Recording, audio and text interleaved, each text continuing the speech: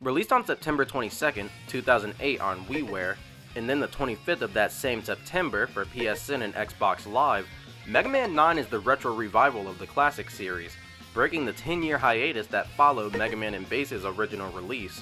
The game was developed by Inti Creates, who handled the Zero and ZX series just before working on this game, and deliberately takes the series back to the roots of the franchise, specifically Mega Man 2.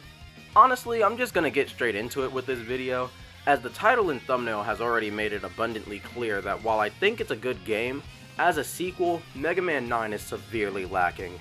The first thing I want to address, and the first thing I'm sure fans noticed about the game, is the graphics. As mentioned before, Inti Creates took deliberate steps back with Mega Man 9, with the most apparent step back being the return of the 8-bit style, as opposed to the 32-bit style of Mega Man 8, or even the 16-bit style of 7. The fact they went back to the NES style isn't actually my problem with the visuals. You have to understand that Mega Man 9 came out during a time when retro video games, and retro-like video games, were having a surge in popularity. With digital stores now being present on the 3 major consoles, companies were given the ability to easily reintroduce older titles to the market as standalone items. Capcom and Inti Creates just happened to be some of the few developers to take advantage of this retro-heavy era, with games like Cave Story and Castlevania The Adventure Rebirth being examples before and a little after Mega Man 9's release. Even today, there are more recent examples of powerful retro throwbacks like Shovel Knight and Sonic Mania. I bring up Sonic Mania specifically because it highlights my actual problem with Mega Man 9 appearance-wise.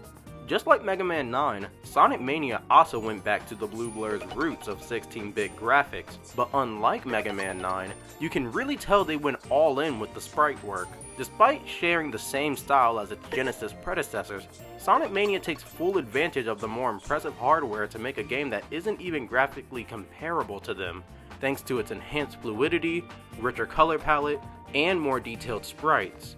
Mega Man 9, however, not only went back to the NES style, but also conformed to the console's limitations. In an interview with Inti staff in the Rockman 9 arranged soundtrack album, the staff recalled trying to emulate the style of the Famicom. One part of the interview that stands out to me is this excerpt from Hidetoshi Minamata, chief background designer, who stated, "The backgrounds I made in the early stages of the development are very different from their final versions.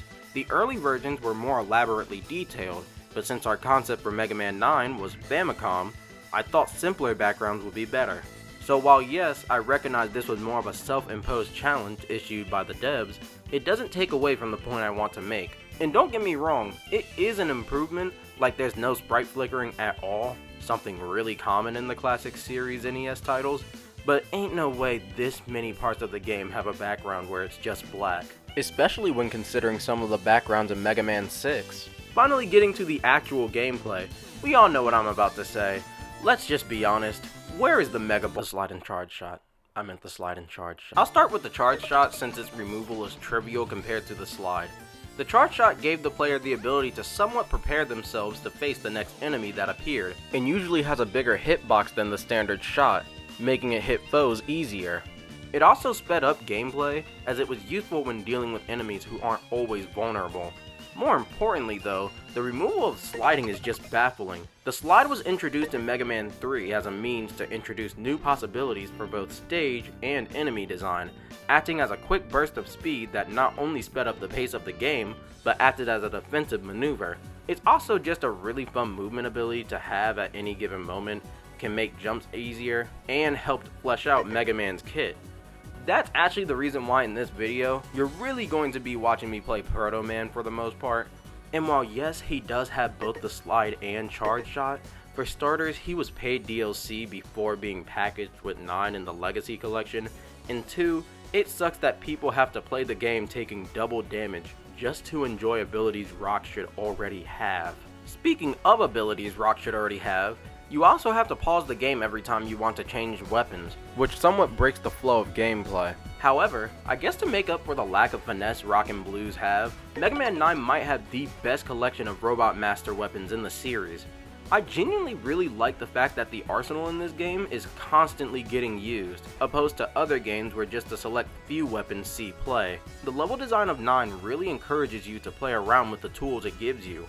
Hornet Chaser and Plug Ball are both great for taking care of threats you can't reach. Magma Bazooka can be used as a close-range shotgun. Jewel's Satellite is one of the best shield weapons in the series.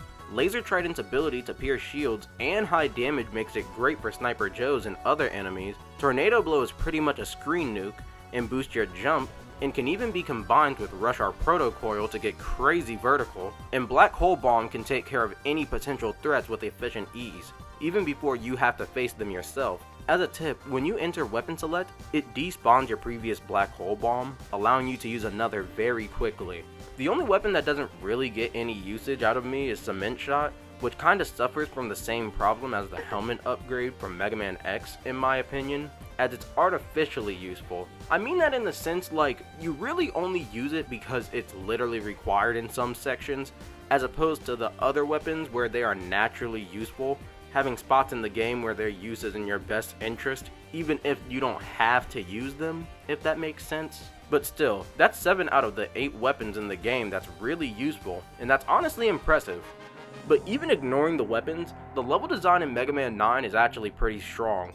Comparing the level design to Mega Man 1 and 2, since the slide is out of the question, the stages are just about the right length, and while some are more difficult than others, all of them can pretty much be a comfortable first stage. I personally like starting with Hornet Man. The game has a pretty big focus on platforming. Like, most of the stage gimmicks in this game are really just different types of platforms, or platforming in general. It makes sense given they were sticking to the Mega Man 2 philosophy of design, which is even more apparent in the Wily stages. While I said that the level design is pretty well rounded, the Wily Castle stages can test my patience. Like this section where you have to use Cement Shot to turn this lava into platforms. Also, it's these stages where Mega Man 9 tries to tell jokes. Still though, these stages included, I love how good it feels to utilize your entire kit, other than Cement Shot, of course. I don't really know what to say about the bosses. I mean, like, with the removal of the slide, some of them have really simplistic patterns, or really easy patterns, and sometimes both. Although I do appreciate the fact that bosses don't just completely fold when hit with their weakness. And despite the simplicity I just brought up, some of the robot masters are still challenging, like Plug Man and Magma Man. The Wily stage bosses are a mixed bag though. The first Wily boss in this game is pretty unique and challenging in its own way, and the Twin Devil is just kinda there in my opinion. But this shark boss, specifically this part, is really annoying when you don't have its weakness. The Wily fight in this game is interesting, having to hit these eggs back at its jaw during the first phase, and the second phase rewards careful timing and risk taking. And while the capsule is difficult, it's honestly more of just a test of patience. Oh, and this is kinda petty, but without the charge shot, Mega Man is stuck doing 1 damage to bosses until he hits them with their weakness. This video kinda turns into a mini review of Mega Man 9, which does make sense, but honestly, I really just meant to talk about why this game sucks when you look at it as a sequel. Still though, the game itself isn't inherently terrible, and I actually really enjoyed myself when doing this Proto Man playthrough. I hope y'all enjoyed the video. I had a lot of fun making it actually. It was kinda nice having a deep dive on Mega Man 9 and why it is the way it is. That sentence is so weird. And I hope to see y'all later. Peace.